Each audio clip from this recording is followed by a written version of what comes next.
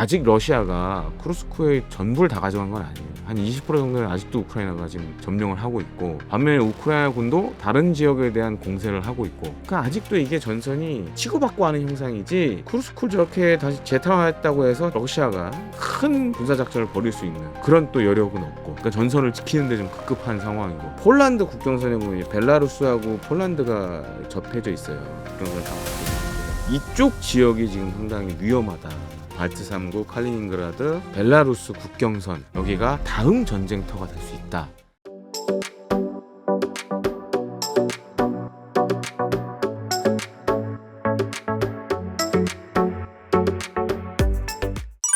트럼프가 바티칸 회동에서 젤렌스키를 만난 후에 확 돌변했다고 하는데 현재 러우 전쟁 상황은 어떻게 흘러가고 있나요? 약간 제가 봤을 때 이제 트럼프 대통령이 오판을 하는 것 같아요. 그러니까 자기가 하면 약간 다 될 줄 알고 처음에 이걸 시작을 했는데, 문제는 이 푸틴이 됐든 젤렌스키가 됐든 협상 테이블을 끌고 나와야 되잖아요. 근데 지금 서로 자기네가 휴전을 했을 때 자기네가 챙겨야 되는 이득 부분이 다 있잖아요. 굉장히 민감한 문제입니다. 이건 뭐 6.25 전쟁 때도 마찬가지였고, 가장 첫 번째로 중요한 게 지도에 선을 그어야 되잖아요. 종전을 하려면. 근데 지금은 이 선 긋는 것도 아직은 시작을 못 했어요. 그리고 협상 테이블에 끌고 오는 것도 지금 쉽지 않아요. 그리고 아시다시피 이제 몇 달 전에 젤렌스키가 백악관 가서 이제 하여튼 안 좋았잖아요. 근데 반대로 젤렌스키는 그렇게 돼서 반대 급부를 얻었어요. 유럽 국가들이 전부 다 이제 봤잖아요. 아, 트럼프 저렇게 하는구나. 이제 유럽 젤렌스키가 들어가니까, 야, 우리가 없는 살림이라도 해서 도와줄게. 걱정하지 마. 약간 이제 그런 분위기가 됐어요. 그러니까 젤렌스키는 오히려 지난번 백악관 회동이 보기에는 상당히 이제 전 세계 사람들이 봤을 때는 딱했지만 챙겨간 부분이 상당 부분 있어요. 푸틴도 마찬가지예요. 푸틴도 종전을 원하지만 러시아가 원하는 이익을 거기서 챙겨가야 될 거 아니에요.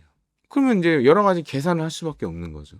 그러니까 지금 트럼프 대통령 입장이, 예를 들어서 이제 몇 달 전까지만 해도 푸틴을 막 이렇게 해서 좀 끌고 나오려고 했는데, 푸틴이 약간 이제 됐어 이렇게 돼버렸고, 그래서 젤렌스키를 팽했는데, 어라? 이 푸틴이 말을 안 듣네. 그러다가 다시 젤렌스키를 찾아 이제 또 만난 거고, 약간 이제 중간에 껴서 오도 가도 못하는 상황이 약간 된 것 같아요.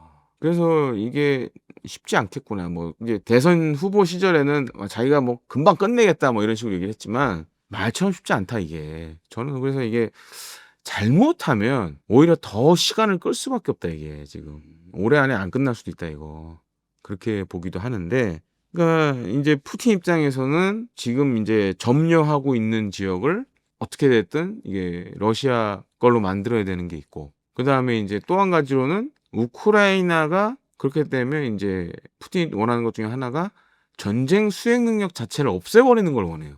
그러니까 군사력을 가지고 있지 마라, 그거예요. 물론 이제 지금 이제 트럼프 미 대통령 얘기했지만 뭐 나토 가입이라든가 EU 가입 이런 건 안 된다라는 것도 같이 안에 들어가 있고. 근데 이제 우크라이나 입장에서 다시 생각해 보면, 이렇게 우리가 많은 희생을 치르면서 지금 전쟁을 벌이고 있는데, 그에 상응하는, 예를 들어서 우크라이나의 미래의 안보에 관련된 담보라던가 하나도 지금 뭐 나오는 게 없잖아요.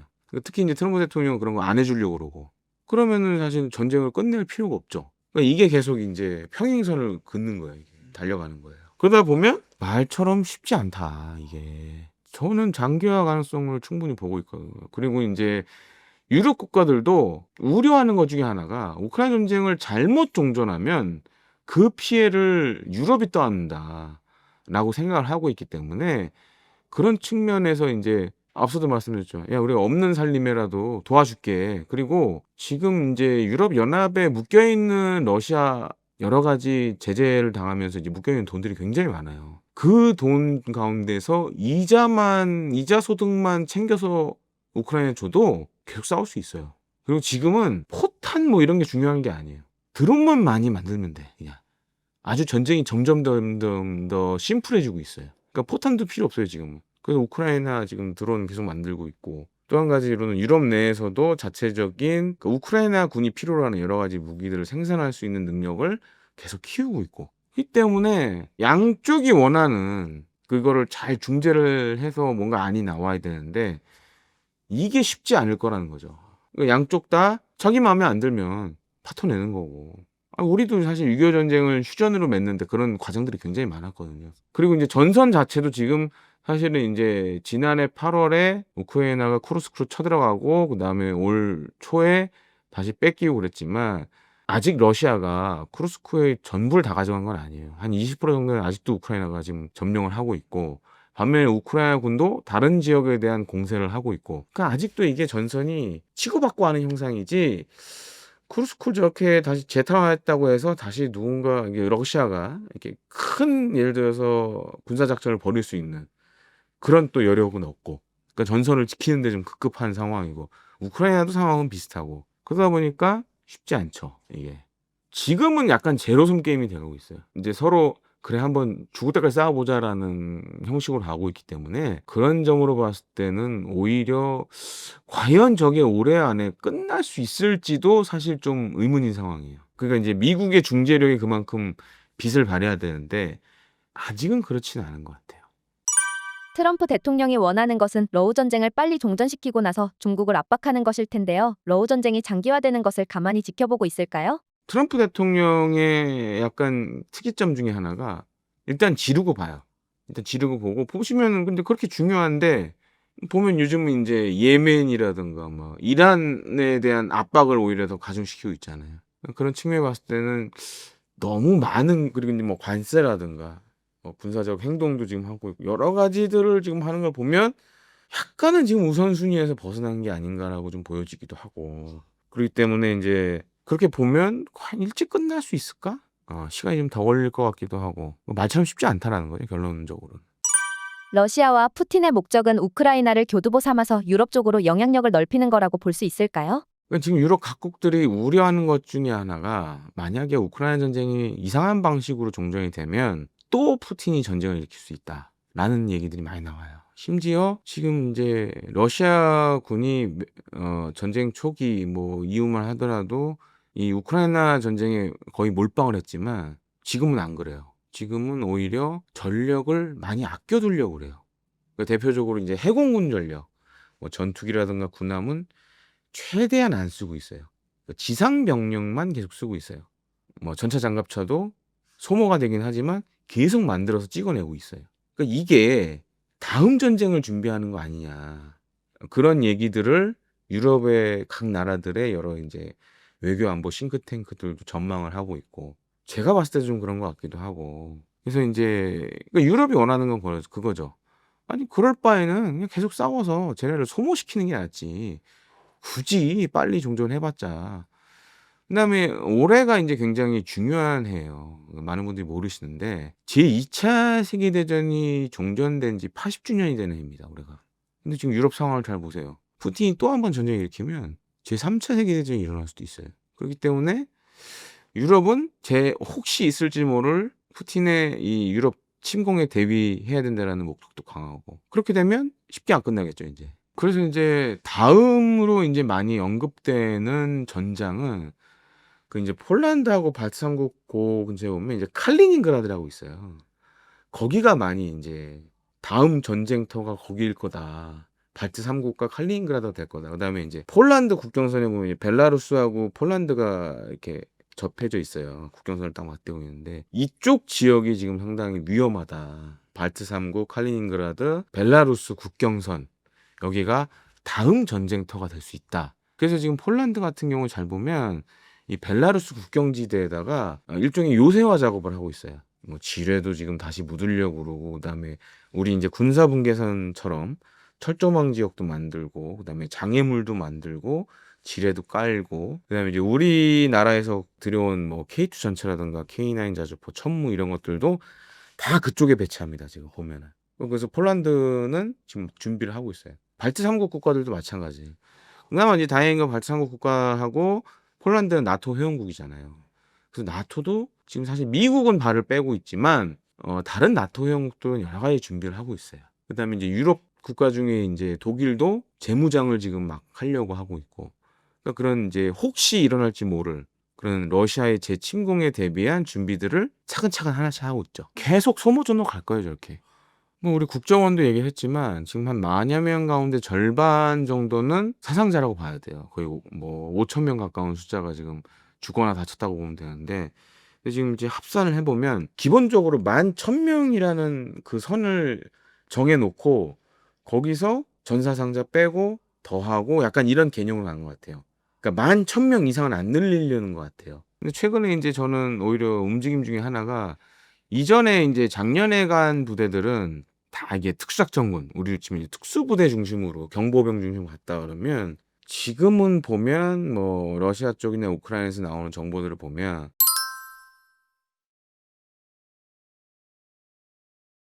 서울과 수도권을 위협하는 장사정포들을 지금 굉장히 많이 보내고 있거든요. 예. 러시아 쪽으로 많이 보내고 있어요. 한 수백 문을 좀 보낸 것 같아요. 그 역설적으로 지금 이 군사분계선 이북에 있는 장사정포들이 좀 많이 빠져나간 것 같아요. 그걸 다 러시아로. 그다음에 인제 어떤 무기 체계든 간에 인제 운용 유지를 어떻게 하느냐에 따라서 이제 좀 장비가 멀쩡한 게 있고 좀 시원찮은 게 있을 거 아니에요. 그러니까 지금 러우 전쟁에 보낸 것들은 상대적으로 이제 좋은 걸 보냈겠죠. 그러면 인제 이 지금 있는 북한 우리 군사분계선 이북 지역에 있는 장사정포들은 굉장히 좀 떨어진, 뭔가 오래되거나 연식이 오래되거나 좀 문제가 있는 그런 장비들만 지금은 좀 남아 있다라는 거죠. 그러니까 새삥들은 다 보내고 새로 만든 것도 보내고. 근데 인제 이걸 운용하는 병력들도 같이 보낸 것 같아요, 보면은. 그러면 상대적으로 인제 과거에는 보병 중심이었다면 지금은 인제 포병 중심으로 좀 병력을 많이 보내는 것 같고, 또 한 가지로는 작년 뭐 하반기에 막 전선에 투입을 해 봤잖아요. 인제 피해도 많이 당해 봤고. 전투 수행의 주체를 그전에는 인제 러시아가 일종의 지원하는 방식이었다면, 아마 올해 인제 다시 만약에 전격적으로 더 투입이 되면 북한군 자체적인 그런, 예를 들어서 지원 역량을 갖추려고 노력을 할 것 같아요. 그러니까 이제 포병부대가 갔다라는 건 약간 이제 그런 의미도 담겨 있거든요. 그러니까 예를 들어서 뭔가 인제 우크라이나군의 중요 군사 거점을 공격을 한다. 그러면 의사소통이 잘 되는 북한군 포병하고 북한군 보병이 연계해서 그런 식으로 하면 오히려 더 효율적이거든요. 드론도 사실 러시아가 제공을 해 주면 되는 거고. 그다음에 인제 지금 아마 드론과 관련된 뭐 예를 들어서 인제 사격과 관련된 관측, 드론을 이용한 관측 기법은 아마 러시아로부터 많은 전수를 받았을 거예요. 그럼 이제 독자적인 북한군 일종의 전투단을 만들어서 전선에서 싸울 가능성이 굉장히 높죠. 그런 준비를 하는 것 같고, 또 한 가지로는 인제 그동안은 사실 인제 러시아나 북한이나 서로 인제 쉬쉬해 왔거든요, 북한군의 참전 자체를. 근데 지금은 인제 공개적으로 하고 있어요. 그러니까 이게 갑자기 그럼 공개적으로 왜 할까? 이걸 우리가 좀 유심히 봐야 돼요. 제가 봤을 때 이제 두 가지로 보여졌는데, 우선은 이 북한이 러우 전쟁에 참전한 걸 공식화하면서 일종의 유럽에 대한 일종 경고 메시지를 보내는 거죠. "봐라. 북한은 이렇게 우리 러시아의 혈맹이다. 다음에 전쟁이 나도 얘네들은 또 올 수 있다." 약간 그런 이미지를 심어주는 것 같기도 하고. 두 번째로는 인제 그런 걸 통해서 북한이 약간 '우리도 국제사회에 영향력이 있다.' 핵뿐만 아니라 '우리가 이런 병력을 동원해서 국제 정세에 영향을 줄 수 있다.' 이런 것도 좀 생각하는 것 같고, 또 한 가지 추가적으로 좀 말씀드리자면은 러시아는 지금 인제 아까 제가 말씀드렸잖아요. 올해가 2차 세계대전 종전 80 주년이라고. 그래서 지금 전승절 열병식을 준비를 하고 있어요, 모스크바 인근에서. 지금 거기에 지금 김정은이를 인제 초청한다는 얘기가 많이 나오고 있거든요. 근데 과연 인제 김정은이 갈지, 그리고 이제 김정은 같은 경우에 보통 이제 해외 이동하는 거 보면, 물론 이제 미국 트럼프 대통령 1기 행정부 때 트럼프 대통령하고 인제 회담했을 때는 중국 그 국제항공의 비행기, 그러니까 중국 정부가 제공한 VIP 항공기를 타고 싱가포르 갔었죠. 근데 이제 베트남 하노이 갈 때는 기차 타고 갔잖아요. 아마 만약에 러시아가 주최하는 정승절 열병식 간다 그러면 또 한 번 인제 본인의 전용 열차를 타고 모스크바까지 갈 가능성이 있지 않나. 러우 전쟁이 종전이 되면 푸틴이 김정은을 팽한다는 의견도 있는데요. 어떻게 생각하시나요? 저는 그럴 가능성은 적다고 봐요. 그다음에 인제 지금 나가 있는 북한군들도 아마 오랜 기간, 우리가 생각하는 것보다 오히려 길 수도 있어요. 긴 기간 남아 있을 것 같아요. 첫 번째로는 일단 러시아군 병력이 지금 많이 부족하기 때문에 그런 차원에서 일종의 병력 보충 차원에서 러시아도 필요로 하고, 또 북한 입장에서는 어떻게 보면 인제 실전 경험이나 러시아군의 그런 많은 전술을 또 배울 수 있고, 그다음에 이제 두 번째로는 전쟁이 끝나면 러시아도 재건 사업을 해야 되잖아요. 그러면은 재건 사업하는 데 사용될 수도 있고. 지금도 사실 뭐 북한의 중요한 외화 수입원이 중에 하나가 지금 파병된 병력들이거든요. 매달 인제 아마 월급을 계속 줄 텐데 그럼 그게 인제 뭐 루블화가 됐든 달러가 됐든 아니면 자원이 됐든 북한 입장에서는 굉장히 가치 있는 거잖아요. 그런 차원에서 저는 '전쟁이 끝나도 한 몇 년 정도는 더 있을 것 같다.' 저 사람들이. 그리고 북한 당국 입장에서 봤을 때 김정은 입장에서 봤을 때 빨리 와 봤자 도움이 안 돼요. 와 봤자 인제 러시아라는 어떻게 보면 좀 북한보다는 그래도 덜 폐쇄된 사회에 있었기 때문에 자유를 맛봤잖아요.